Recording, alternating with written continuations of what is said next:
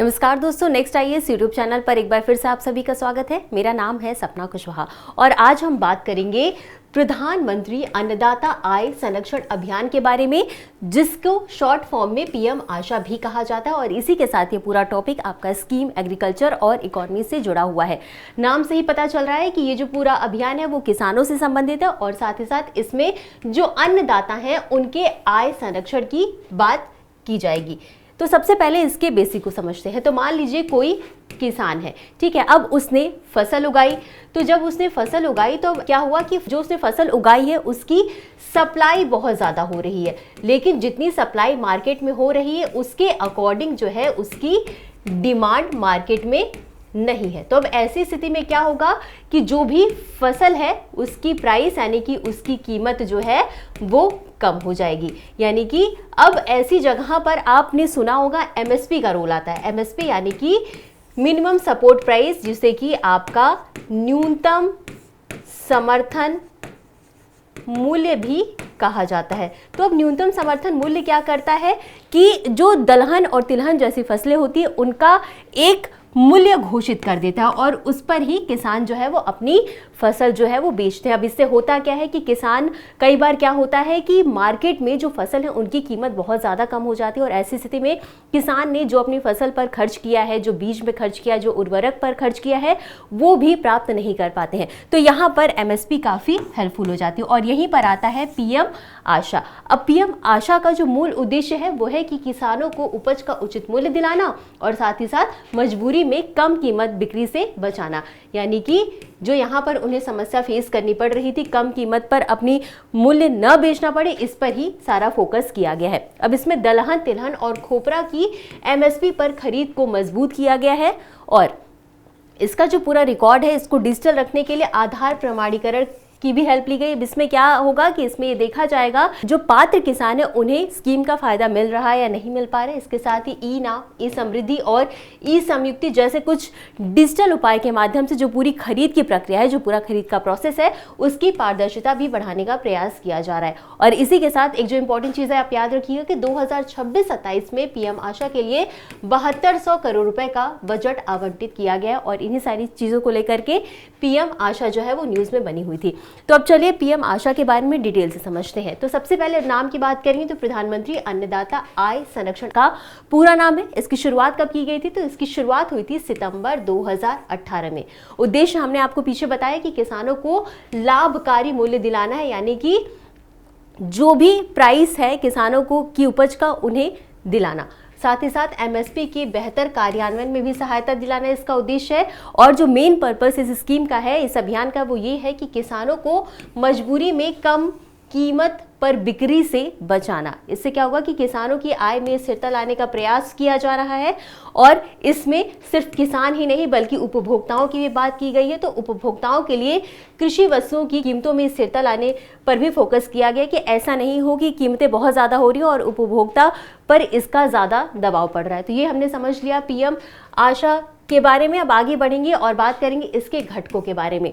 तो ये जो पूरी स्कीम है, ये जो पूरा अभियान है वो कुल 4 घटक पर है। कौन कौन से? पहला है मूल्य समर्थन योजना, दूसरा है मूल्य स्थिरीकरण कोष, तीसरा है मूल्य अंतर भुगतान योजना और चौथा है बाजार हस्तक्षेप योजना। यानी कि इन 4 घटकों को इसमें ध्यान में रखा गया है। तो पहले की हम बात करेंगे मूल्य समर्थन योजना, जिसका शॉर्ट फॉर्म है पीएसएस। अब इसमें क्या किया जाता है कि अगर बाजार कीमतों में गिरावट आ रही है, दलहन, तिलहन और खोपरा कि न्यूनतम मूल्य यानी कि एमएसपी पर है उस पर खरीद की जाती है ताकि किसानों को संकटपूर्ण बिक्री से बचाया जा सके।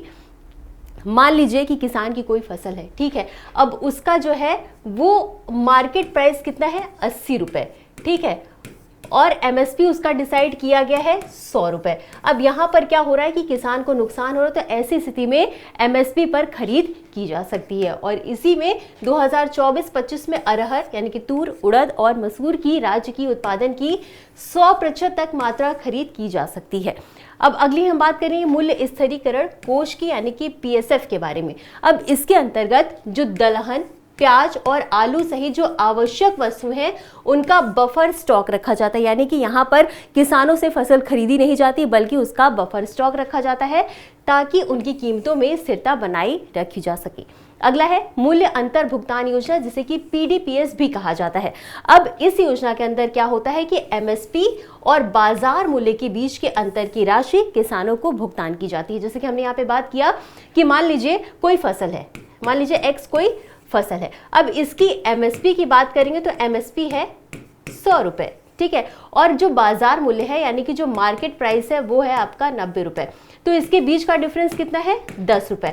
तो अब ये जो 10 रुपए है वो सरकार जो है वो किसानों को भुगतान कराएगी। इसमें मुख्यतः तिलहनों को शामिल किया गया और भौतिक रूप से उपज की खरीद इसमें नहीं की जाती, इसमें जो राशि है अंतर है उसको भुगतान किया जाता है।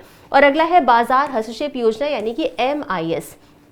अब इसमें क्या होता है कि कुछ फसल जो होती है वो बहुत जल्दी खराब होती है, जैसे कि टमाटर, प्याज, इनको ज़्यादा देर के लिए स्टॉक नहीं किया जा सकता, ज़्यादा टाइम के लिए स्टॉक नहीं हो पाती हैं।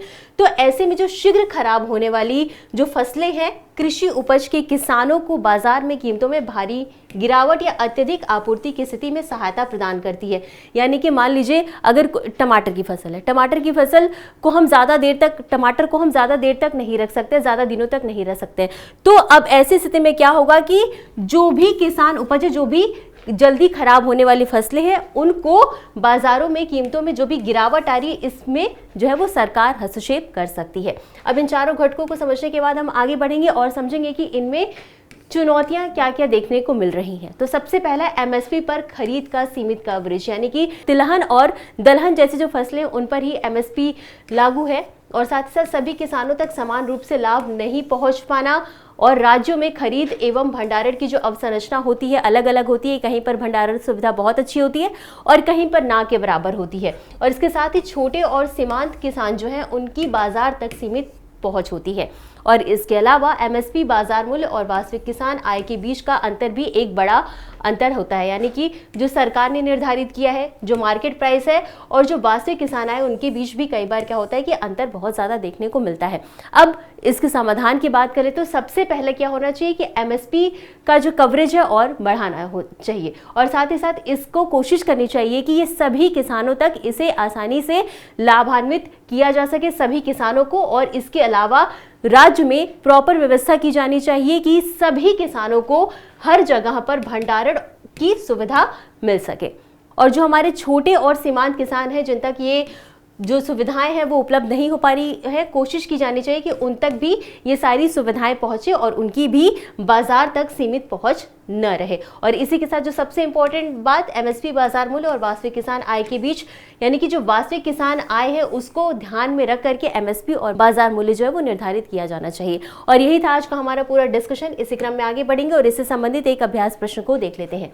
तो प्रश्न है, पीएम आशा योजना की शुरुआत कब हुई? आपके पास 4 ऑप्शन है, ए 2016, बी 2017, सी 2018 या डी 2026। और इस प्रश्न का उत्तर आपको हमेशा की तरह कमेंट बॉक्स में देना है। तो आज के लिए बस इतना ही, मिलते हैं अगले एपिसोड में इसी तरह कुछ अहम और जरूरी खबरों के साथ। तब तक के लिए धन्यवाद।